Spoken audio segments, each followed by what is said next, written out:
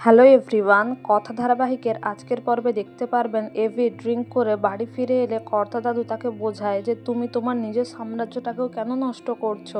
আর এদিকে সঞ্চিতা দেখে যে এভির হাতে রক্তের দাগ, সে খুব কান্নাকাটি করে, বলে তুই এরকম নিজের অবস্থা কেন করছিস। কিন্তু চিত্রা এসব দেখে খুব খুশি হয়, সে মনে মনে বলে আমার শত্রু কথা চলে গেছে, আর এভির যা অবস্থা আমার অঙ্কিতেরই সব হবে।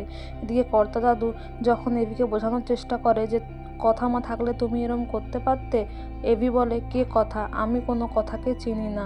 আর এই কথা শুনে কর্তা দাদুও ভেঙে পড়ে। ঠিক সেই সময় পুলিশ অফিসার আসে আর বলে যে সেফ এভি ড্রিঙ্ক করে ড্রাইভ করেছে, তার পাশাপাশি একজন নিরীহ লোককে মেরেছে, তাই ওকে আমরা অ্যারেস্ট করে থানায় নিয়ে যাচ্ছি।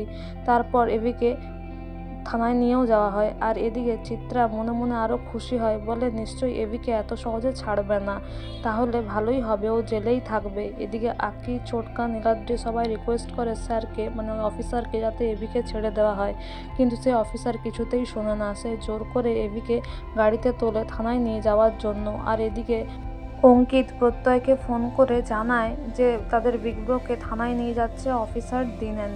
আর এদিকে বুলি, রাজা, রানী যখন রাস্তায় কথা বলতে থাকে তখন বুলি লক্ষ্য করে পুলিশের গাড়ি আছে, মানে সেটা রাস্তা দিয়ে যাচ্ছে, আর তাতে সেফ এভি রয়েছে, তাকে পুলিশ গাড়ি নিয়ে যাচ্ছে নিশ্চয়ই থানায়।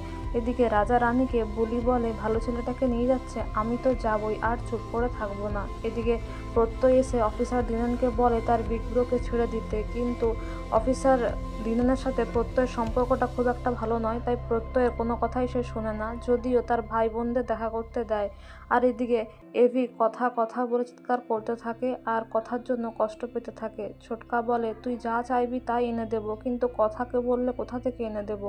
আর এদিকে এসে অফিসার দিনেনের সঙ্গে দেখা করতে আসে বুলি, আর বুলি এসে বলে যে ওই ছেলেটা ভালো ছেলে, ওই ছেলেটা কিচ্ছু করেনি, আমি লিখিত বয়ান দিচ্ছি, আমি সাক্ষী, তাছাড়া আমি তো বলেছি আপনাকে ও একটা ভালো মেয়েকে বাঁচাচ্ছিল, ওই ভালো ছেলেটা নিরপরাধ, ওই ভালো ছেলেটাকে ছেড়ে দিন, আমি লিখিত বয়ান দিচ্ছি, আমি সাক্ষী দিচ্ছি, আমি গরিব বলে কি আমার কথা শুনবেন না। এদিকে প্রত্যয় বলে অফিসার দিনেন আপনি তো চেয়েছিলেন যে লিখিত বয়ান বা সাক্ষী, এই তো মেয়েটা সাক্ষী দিতে রাজি, তাহলে আমার বিগ ব্রোকে ছেড়ে দিন।